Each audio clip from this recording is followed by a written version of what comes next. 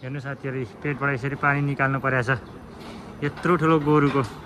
यत्रो सुनाइदिएछ क्या अर्कोले हानेर अनि हेर्नु न पशुको डाक्टर हुनु नि गाह्रो छ हौ साथीहरू हेर्नु त यत्रो चल्छ डेन्जर हुन्छ क्या अब सिङ पनि यस्तो लामो छ हो तपाईँहरू देख्न सक्नुहुन्छ है कसरी पानी निस्किरहेछ यहाँ यो चाहिँ पुरा सुन्निएको थियो यो चाहिँ पुरा होइन अब अर्कोले हानेर अनि त्यही भएर यसलाई चाहिँ मैले यसरी सुईले घोचेर पानी निकाल्दैछु अब यसलाई सोधोक पनि गर्नुपर्छ साथीहरू गाह्रो छ हौ मलाई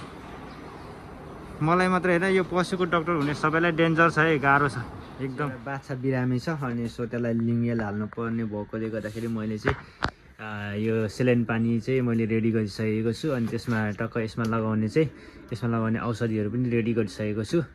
अनि यो चाहिँ रुगाको औषधि हो अनि रुगा र खोकीको औषधि हो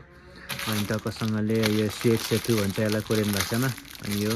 अनि टक्क अनि यो चाहिँ अड्याउने हो अनि मैले रेडी गरिसकेँ याकफाङ भन्छ होइन अब औषधिको कोठा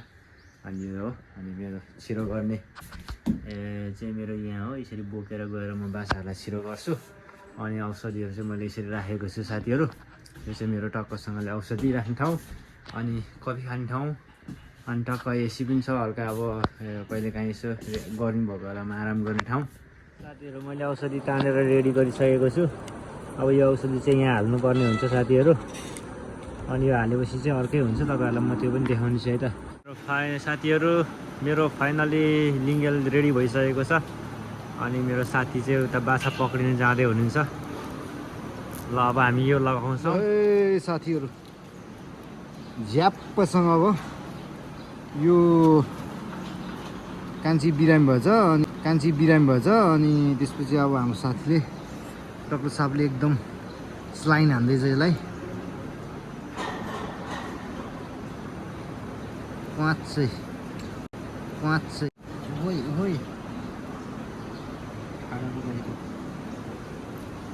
ल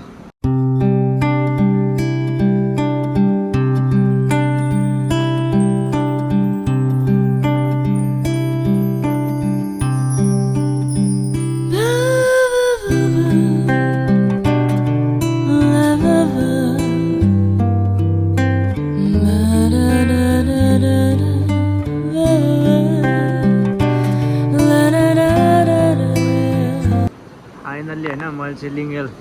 यसलाई सेलाइन पानी हालिसकेको छु यो चाहिँ एकदमै अलिकति बिरामी भयो यो कान्छी त्यही भएर अनि अरू साथीहरू चाहिँ यसको साथीहरू त ठिकै छ होइन अनि यता पनि छ यसको बोयफ्रेन्डहरू यताको चाहिँ यसको साथीहरू यिनीहरू चाहिँ यसको बोयफ्रेन्डहरू यस्तै चाहिँ साथीहरू काम गाई फार्ममा हेर न उसको गर्लफ्रेन्डलाई यहाँनिर सेलाइन पानी हालेको ऊ पो यहाँ आएर फुइँ गर्छ हौ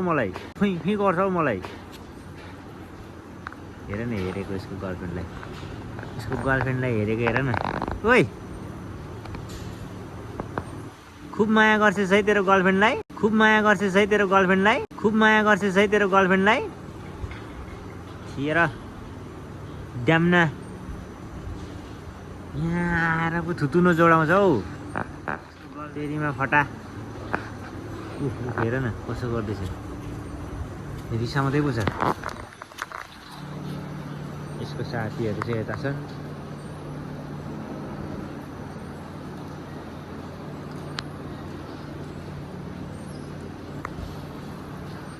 साथीहरू यसको ज्वरो चाहिँ 39.52 रहेछ यतिको ठिकै हो 39 भन्दा 40 माथि क्रस भयो भने चाहिँ एकदमै धेरै ज्वरो हुनुभएको हुन्छ अनि हेर्नु उसको बोयफ्रेन्डहरूले पुरा यसलाई त कति माया गरिरहेछ क्या होइन राल सिँगान भएको छ बिरामी छ बिचरा हो गाह्रो छ हौ ओए सुँग्दै पो गर्दैछ उसको गर्लफ्रेन्डलाई त ल